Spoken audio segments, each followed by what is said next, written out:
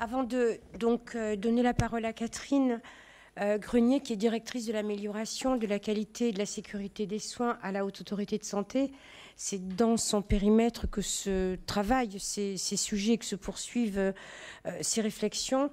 Merci pour votre présence, merci pour les interventions et pour ces fenêtres effectivement qu'elles constituent. Vous participez de la diffusion culturelle, c'est très important. C'était un des objectifs que nous nous étions assignés en organisant cet après-midi, c'est que vous participez les uns et les autres. Vous avez vu, c'est un petit cercle fermé, vous avez été un peu triés sur le volet, vous avez un public, vous avez un écho, et donc vous êtes acquis à cette orientation qu'il faut maintenant davantage partager, davantage décliner, mais on voit bien que cette orientation sur la diffusion culturelle du changement de paradigme, il faut la partager chacun dans son milieu, dans son registre, avec son vocabulaire, sa sémantique.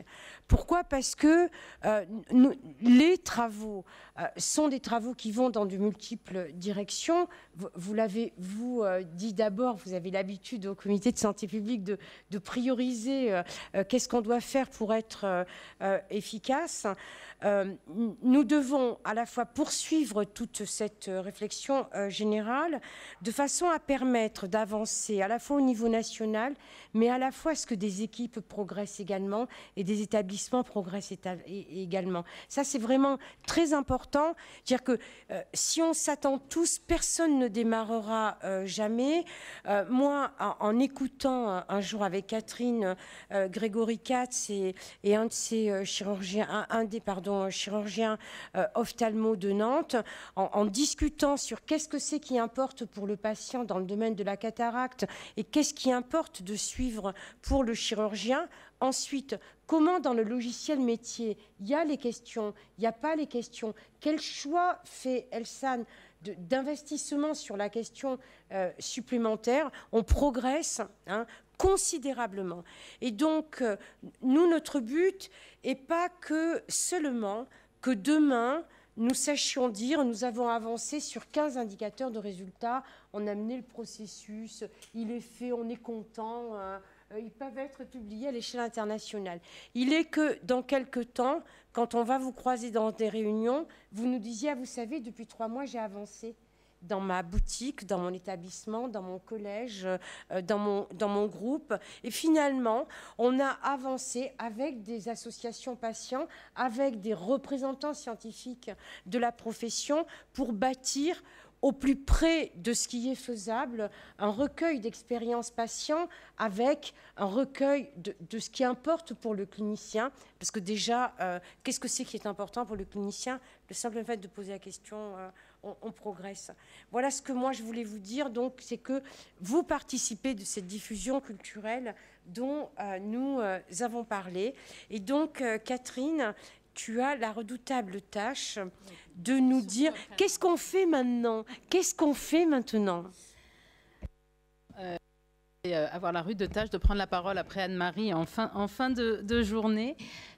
D'abord, je voulais vous dire que, moi, je ressors de cet après-midi avec vous tous et je m'associe au remerciement de votre présence, au fait qu'on est tous convaincus de la pertinence du sujet, des indicateurs qui importent aux patients. Alors, je pense qu'on est tous convaincus de la pertinence du sujet, peut-être pas tous pour les mêmes raisons, puisqu'on ne sait pas vraiment exactement, précisément, pourquoi on les mesure, et c'est un enjeu important. Alors, si je reviens sur les éléments qui ont été partagés et les plus portés cet après-midi, je pense qu'il faut retenir le changement de perspective.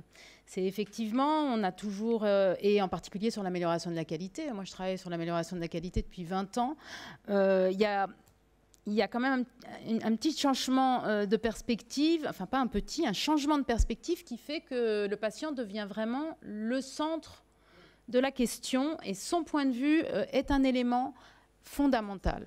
Après, je ne voudrais pas non plus qu'on retienne de cet après-midi que ce n'est plus que celui-ci qui compte.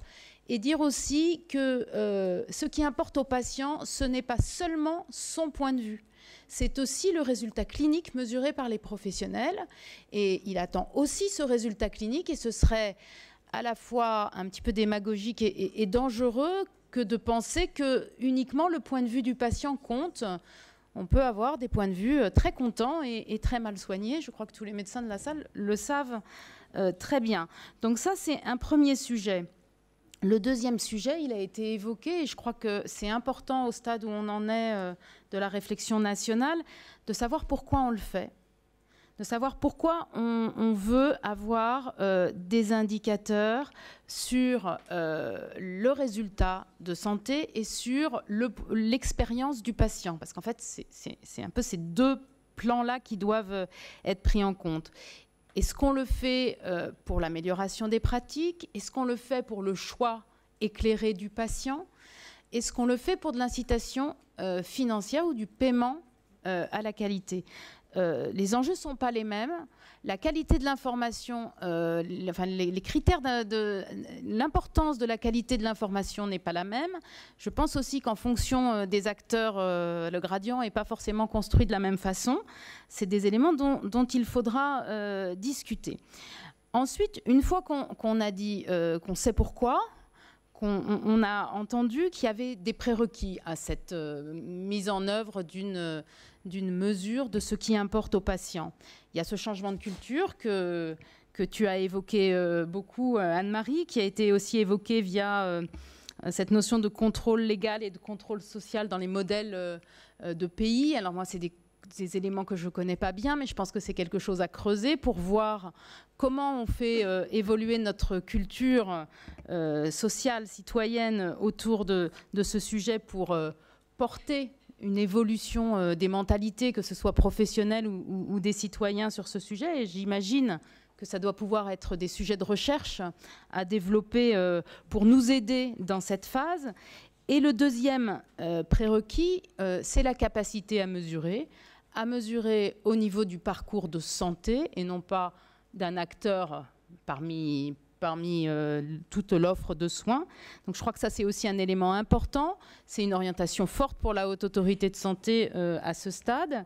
Et je pense que nous sommes particulièrement aidés dans cette évolution avec les associations d'usagers, France Asso Santé et la CNAM, puisque nous avons été missionnés dans le cadre de la stratégie de transformation du système de santé par la ministre sur un chantier qui regroupe la qualité et la pertinence avec plusieurs axes, à la fois de la mesure de la qualité des parcours, le sujet de la pertinence, le sujet de la satisfaction et du retour d'expérience des patients, et le dernier sujet des modalités d'information des citoyens sur l'offre de soins.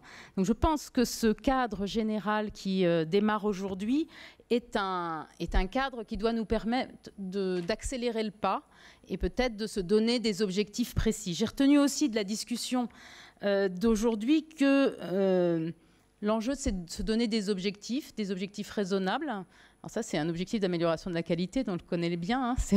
C'est la politique des petits pas, ne pas être trop ambitieux pour avoir des résultats pas trop loin dans le temps, et savoir pourquoi on le fait, convaincre, et une fois qu'on est tous convaincus, se donner les moyens de le faire. Je voudrais aussi retenir de cet après-midi le fait que une fois qu'on saura pourquoi on le fait et ce qu'on veut faire, l'investissement est nécessaire. Et c'est un investissement durable. C'est-à-dire qu'il ne faut pas attendre les résultats avant d'avoir commencé. Il faut se dire, voilà, on monte avec un plan d'action et on se laisse le temps avec des étapes raisonnables. Parce que je pense que la période actuelle est un peu à risque de multiplicité d'expérimentation, d'expériences, etc. Et qu'au final, le risque, c'est de ne pas cranter une étape de plus. Donc, ce que je vous propose pour les semaines à venir, c'est qu'on essaie de s'orienter sur quel premier pas on essaie de faire tous ensemble. Et je voudrais rappeler que la Haute Autorité ne pourra rien faire seule, sans l'ensemble de tous les partenaires que nous avons essayé de réunir aujourd'hui. Voilà, moi je vous remercie de votre participation jusqu'au bout. Merci à tous.